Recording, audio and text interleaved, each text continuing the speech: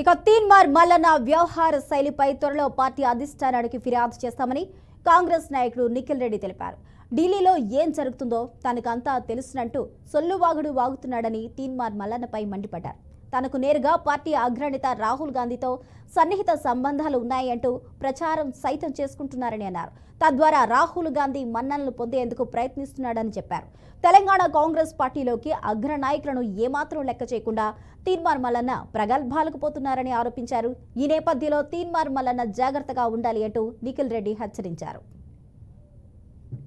తీన్మార్ మల్లన్న మిర్యాలు కూడా సభలో చేస్తూ మాట్లాడుతూ కాంగ్రెస్ పార్టీకి లైన్కి అగేన్స్ట్గా మాట్లాడడం పార్టీకి డ్యామేజ్ అవుతుంది. జిల్లాలో లీడర్లను అవమానించుకుంటా తిట్టుకుంటా దుర్భాషలు ఆడడం చాలా తప్పు.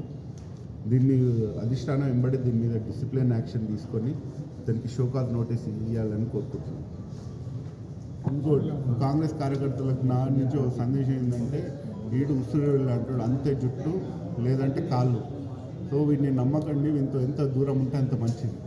దానివల్ల మన కాంగ్రెస్ పార్టీలో పెద్ద బీసీ మన జిల్లాలోనే బీర్లెల్లే ఉన్నాడు ఎమ్మెల్యే, అతన్ని నమ్ముకోండి కావాలంటే. లేదా రాష్ట్రానికి వస్తే పొన్నమన్ ఉన్నాడు, మహేష్ అని ఉన్నాడు, మదియాష్ ఖాన్ ఉన్నాడు, వి హనుమంతరావు అని ఉన్నాడు, చాలా సీనియర్ లీడర్. మీ సమస్య ఏమంటే ఢిల్లీ దాకా తీసుకుపోయే ఒక లీడర్ వి హనుమంతరావు గారు. అట్లాంటి లీడర్ నమ్ముకోరు, కానీ దొంగలను నమ్మకండి, మిమ్మల్ని ముంచుతాడు, కంపల్సరీ మిమ్మల్ని కాటేసి పోతాడు. తీన్మార్ మల్లన్న